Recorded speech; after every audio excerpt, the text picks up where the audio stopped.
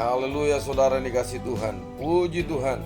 Jikalau malam ini kita masih bisa merasakan pemeliharaan Tuhan yang ajaib, Dia masih memberkati saudara, Dia masih memelihara saudara, Dia masih menuntun hidup saudara.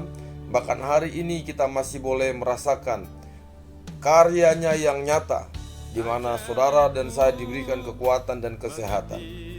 Bapak Ibu saudara dikasih Tuhan, malam hari ini kita akan bersama-sama merenungkan firman Tuhan yang terambil dalam Injil Matius pasal 3 ayat ke-8. Saya akan bacakan buat kita sekalian. Jadi hasilkanlah buah yang sesuai dengan pertobatan. Sekali lagi, jadi hasilkanlah buah yang sesuai dengan pertobatan. Bapak Ibu saudara dikasih Tuhan, malam ini kita akan berbicara tentang hidup dalam pertobatan. Saudara, ada cerita tentang seorang muda atau seorang anak muda yang pulang dari acara KKR, Kebaktian Kebangunan Rohani, di satu desa, yaitu desa Sipultak, Parsibarungan, Siborong-Borong. Tanpa sadar, ketika ia pulang, ia salah arah, saudara. Di sebuah pertigaan, seharusnya dia harus belok ke kanan, dia harus kembali ke Tarutung untuk kembali ke Tarutung, tetapi dia malah belok ke kiri, di mana arah ke kiri adalah arah ke Balige. Setelah lebih dari setengah jam memacu sepeda motornya, pemuda ini baru tersadar kalau ia sudah salah arah. Di tengah perjalanan kembali pulang, ia tidak lagi ke jalan yang benar. Ia pergi ke arah yang salah. Pemuda ini kembali merenungkan kejadian ini. Begitulah saudara, ketika setiap manusia tidak segera bertobat daripada kesalahannya. Ketika setiap orang tidak cepat bertobat dari arah yang salah. Kenapa? Maka akan makin sulit baginya untuk kembali kepada kebenaran itu. Maka akan sangat sulit baginya untuk kembali kepada Tuhan. Bapak Ibu saudara dikasih Tuhan, sebenarnya apa itu pertobatan? Pertobatan adalah sebuah proses yang berlangsung seumur hidup. Sekali lagi, pertobatan adalah sebuah proses yang berlangsung seumur hidup. Sebagai manusia biasa dengan kondisi jiwa dan tubuh kita yang belum sempurna. Kenapa saya katakan belum sempurna? Tentu saja karena kita setiap hari, setiap waktu, setiap detik, setiap saat kita masih melakukan yang namanya dosa. Tubuh yang tidak sempurna atau tubuh yang belum sempurna ini, di mana berbuat dosa merupakan hal yang masih mungkin terjadi. Pertobatan bukan sekedar menyesali kesalahan saudara dan saya, namun harus diwujudkan dalam kehidupan kita sehari-hari. Bapak Ibu saudara dikasih Tuhan, definisi pertobatan yang alkitabiah adalah perubahan pikiran, perubahan cara berpikir kita, pola pikir kita, yang menghasilkan perubahan akan tingkah laku. Sekali lagi, definisi pertobatan yang alkitabiah adalah perubahan pikiran yang menghasilkan perubahan tingkah laku. Bapak Ibu yang dikasih Tuhan, pertobatan yang sejati itu harus diikuti dengan yang namanya buah-buah kebenaran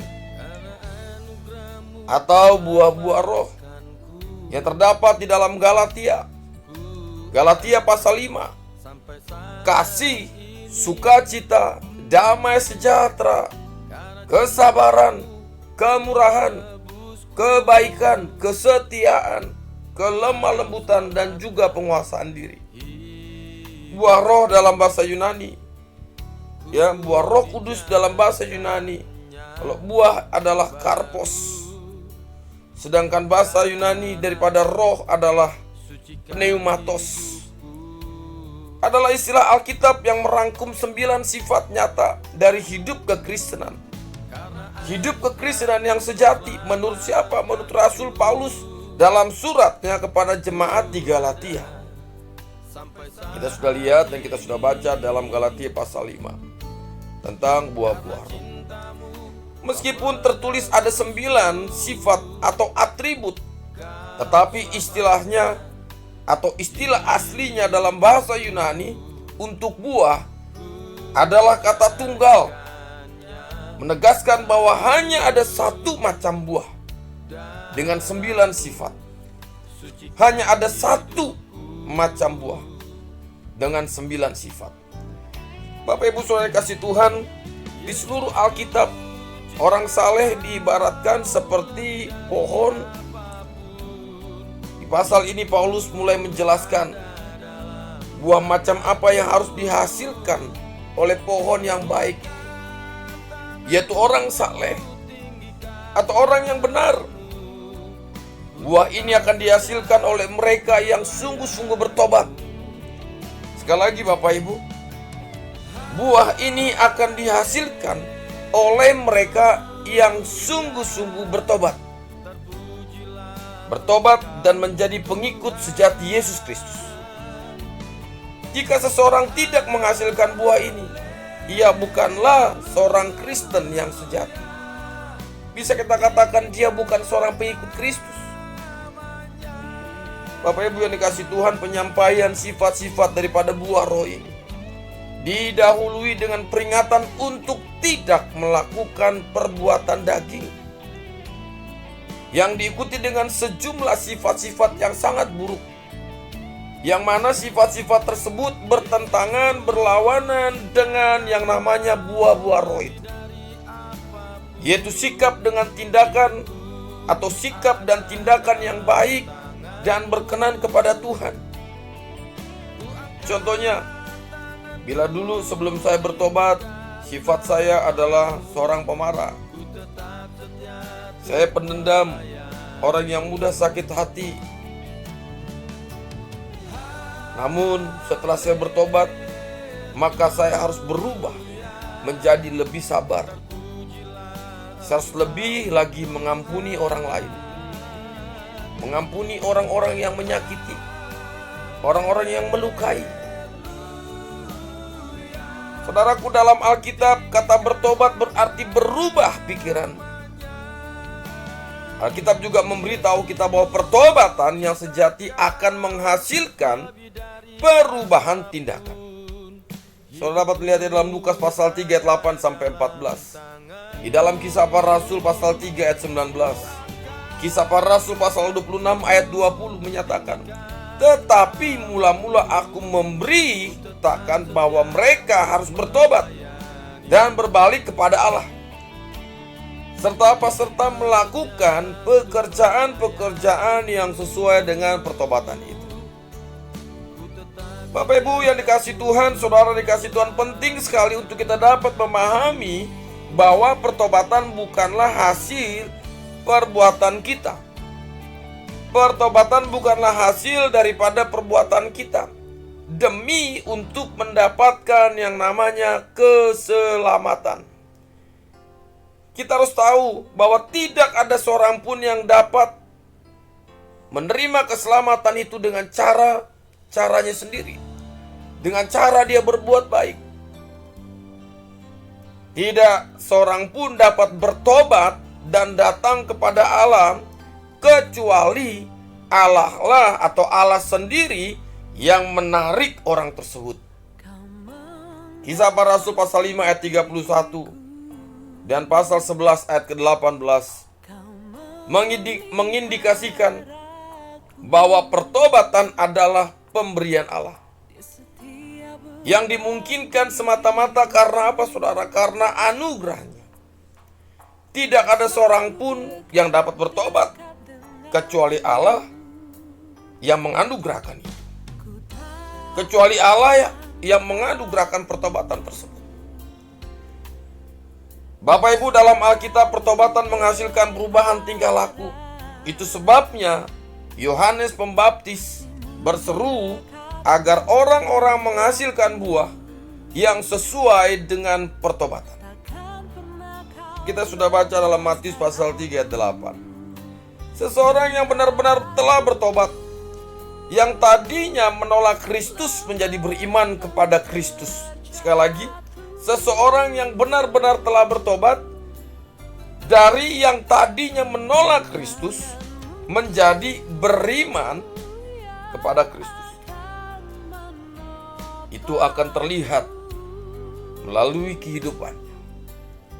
Kehidupannya yang berubah. 2 Korintus pasal 5 ayat 17, Galatia pasal 5 9 sampai 19-23. Di sini bisa kita lihat, saudara, bagaimana orang bisa berubah karena dia bertobat. Dia sungguh-sungguh bertobat.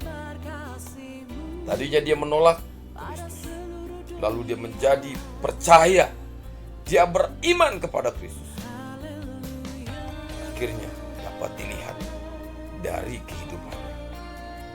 Bapak Ibu Saudara dikasih Tuhan, inti pemberitaan Yesus Kristus saat ia berada di tengah-tengah dunia ini adalah tentang pertobatan. Hal itu juga disampaikan oleh Yohanes Pembaptis ketika ia mempersiapkan jalan bagi kedatangan Kristus. Oleh sebab itu, arti daripada pertobatan yang sesungguhnya bukanlah sekedar bertobat dan tidak lagi berbuat jahat, atau menjadi orang Kristen yang setiap harinya pergi beribadah, atau setiap minggu dia pergi beribadah dan melakukan semua yang tertulis dalam Alkitab.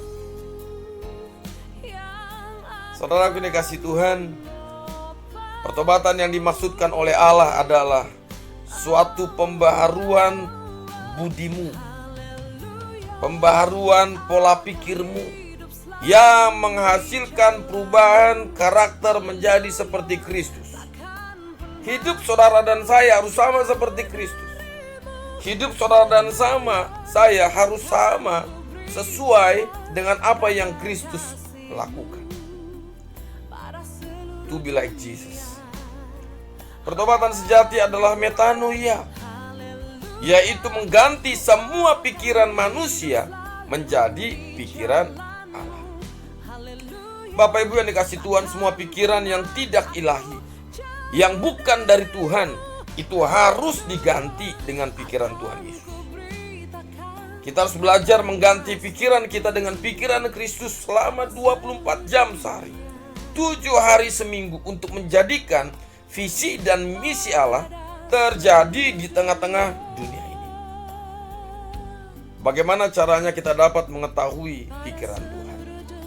Yaitu dengan firman Tuhan, dengan Alkitab. Jika kita malas membaca Alkitab, bagaimana kita bisa dipenuhi oleh pikiran, kehendak, dan hati Tuhan?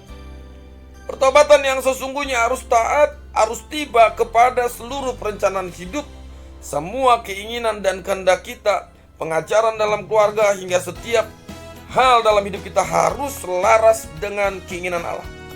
Jadi seluruh aspek hidup kita ini harus selaras dengan keinginan Tuhan. Bapak Ibu yang dikasihi Tuhan, kita tidak lagi memikirkan kepentingan diri kita sendiri. Jangan lagi kita mencari keuntungan pribadi. Kita menumpuk dan mengumpulkan bagi kedagingan kita. Tetapi hendaklah kita melakukan keinginan Bapa, keinginan hati Bapa. Saudara dan saya boleh saja sukses. Saudara bisa saja berhasil. Saudara bisa saja menjadi orang yang kaya raya. Saudara bisa saja menjadi orang yang terkenal atau populer. Tetapi semuanya itu ditujukan untuk kerajaan Allah, ditujukan untuk kemuliaan Tuhan, bukan untuk kenyamanan diri sendiri. Sekali lagi Bapak Ibu, pertobatan yang sejati tentu saja membawa perubahan yang drastis dalam sendi-sendi kehidupan kita, sendi-sendi kehidupan setiap orang percaya. Sifat dan karakter kita harus berubah karena kita sendiri menghidupi kebenaran yang Alkitab atau yang firman Tuhan ajarkan. Ketika kita hidup atau menghidupi kebenaran ini, saya percaya Bapak Ibu, itu akan berdampak yang sangat dahsyat dan luar biasa. Dampaknya apa? Ada banyak orang-orang yang belum percaya yang dapat melihat Kristus dalam hidup saudara. Dan tentu saja mereka pasti akan mempermuliakan Tuhan. Kebenaran membawa kita hidup dalam terang, bukan dalam kegelapan. Kebenaran membawa kita hidup dalam terang yang menghasilkan buah-buah kemuliaan Allah. Hidup dalam pertobatan sejati adalah hidup tanpa kompromi terhadap dosa. Bapak Ibu yang dikasihi Tuhan, jangan takut saudara untuk hidup susah karena kebenaran. Saudara, sekali lagi, jangan takut hidup susah karena kebenaran tidak membuat saudara dan saya jatuh miskin. Ada banyak orang yang takut miskin sehingga mereka kompromi terhadap yang namanya dosa. Sedangkan dosa adalah satu hal yang sangat dibenci oleh Allah. Karena mereka takut miskin, mereka mencuri. Karena mereka takut miskin, mereka merampok. Karena mereka takut miskin, mereka melakukan korupsi yang merugikan banyak orang, merugikan masyarakat, merugikan bangsa ini. Sayang sekali saudara, jikalau masih ada orang Kristen yang memakai ukuran dunia ini untuk menilai kesuksesan dan keberhasilan. Jika kaya raya berarti hidupmu diberkati Tuhan. Kalau hidupmu dalam keadaan kekurangan, artinya engkau kurang beriman dan tidak diberkati Tuhan. Ini brengsek, saudara. Ini pola pikir yang brengsek, saya mau katakan demikian. Padahal ukuran kesuksesan di hadapan Allah bukan bicara tentang uang, bukan bicara tentang harta duniawi, tetapi ukuran kesuksesan di hadapan Tuhan Allah adalah hidup yang berkenan kepadanya, hidup yang taat, hidup yang setia. Bukan bicara tentang hartamu, bukan bicara tentang materimu, bukan bicara tentang kedudukan yang kau punya, tetapi hidup yang berkenan kepada Tuhan. Bapak Ibu yang dikasihi Tuhan, hiduplah dalam pertobatan ini. Hiduplah dalam pertobatan ini. Tuhan ingin agar saudara dan saya hidup berjalan sesuai dengan kehendak Tuhan, bukan hidup sesuai dengan kehendak atau keinginan diri sendiri. Tetapi yang Tuhan inginkan adalah saudara dapat menghasilkan buah yang baik. Dari pertobatanmu akan ada banyak orang yang melihat kemuliaan Tuhan. Ada banyak orang yang melihat cara kerja Tuhan yang begitu dahsyat dan ajaib. Saudara yang dikasihi Tuhan, di dalam 1 Yohanes pasal 2 ayat 4 kita akan lihat saudara. 1 Yohanes pasal 2 ayat 4 sampai 6 berkata demikian. Barang siapa berkata aku mengenal dia, tetapi ia tidak menuruti perintahnya, ia adalah seorang pendusta dan di dalamnya tidak ada kebenaran. Saudara mengatakan saya sudah bertobat tapi saudara tidak melakukan firman Tuhan. Saudara mengatakan saya mengenal dia tapi saudara tidak melakukan dan tidak menuruti perintahnya. Saudara Alkitab katakan saudara tidak jauh berbeda atau saudara sama seperti seorang pendusta dan di dalam kehidupan kita tidak ada yang namanya kebenaran. Tapi bagaimana saudara ketika saudara sudah bertobat? Saudara, kalau kita sudah bertobat, ayat kelima dikatakan, tetapi barang siapa menuruti firman-Nya, di dalam orang itu sungguh sudah sempurna kasih Allah.